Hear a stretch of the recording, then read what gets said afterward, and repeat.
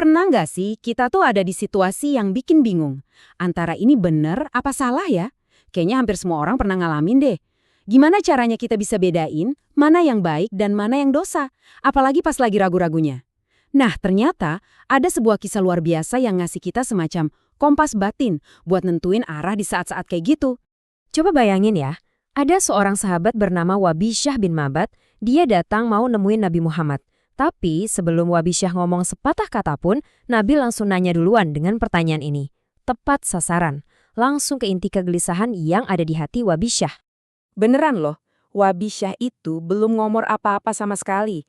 Ini bukan cuma nunjukin mujizat, tapi ini juga jadi pintu gerbang ke sebuah pelajaran yang dalam banget. Yuk kita bedah bareng-bareng jawaban dari Nabi. Jadi, apa sih jawaban Nabi?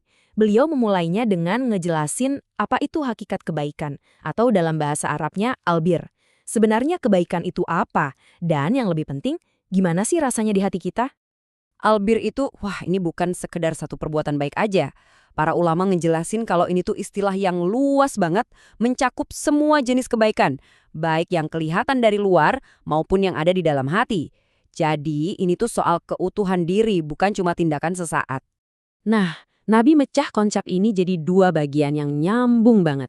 Pertama, dari luar, kebaikan itu kelihatan dari akhlak yang baik, atau husnul khuluq.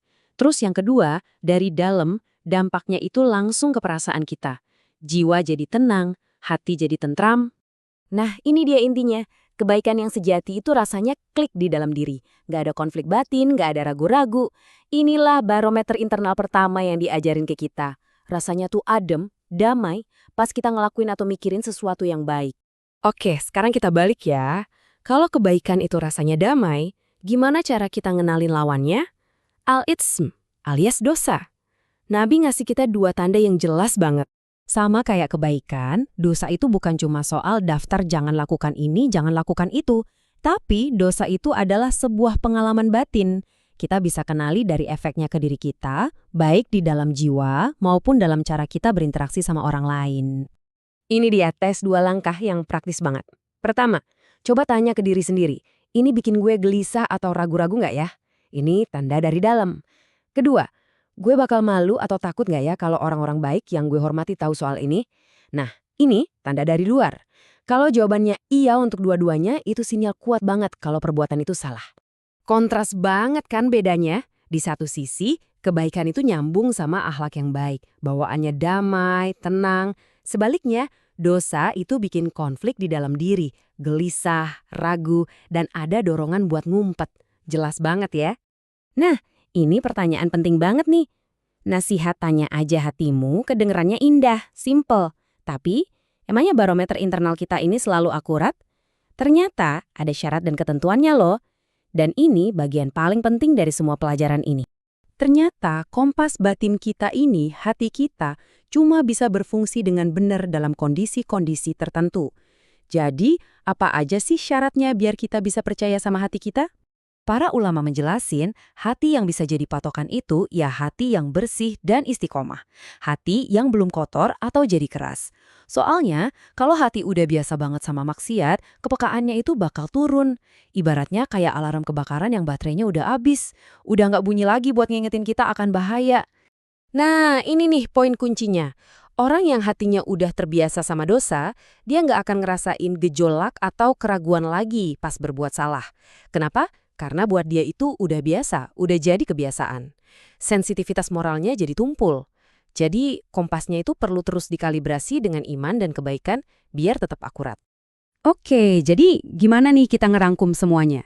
Gimana cara kita nyeimbangin antara intuisi batin ini sama prinsip-prinsip yang udah jelas ada? Kerangkanya tuh jelas banget kok. Aturannya tuh simple tapi dalam banget. Kalau ada dalil, ada bukti yang jelas dari Al-Quran atau Sunnah, ya udah, itu yang harus diikuti. Titik. Itu otoritas tertinggi. Tapi kalau kita lagi di area abu-abu, masalah yang syubhat, yang aturannya nggak jelas-jelas amat, nah disinilah kita diminta buat nanya ke hati kita yang bersih dan lurus itu.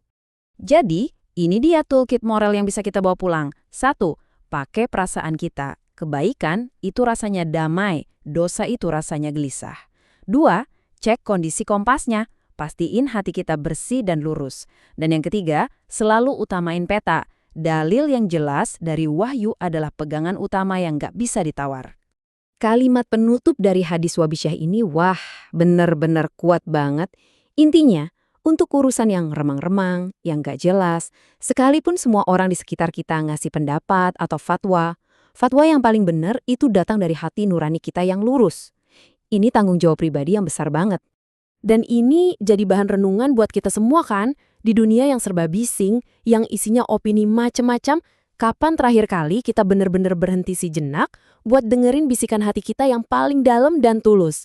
Mungkin kebijaksanaan kuno ini justru makin relevan di zaman sekarang.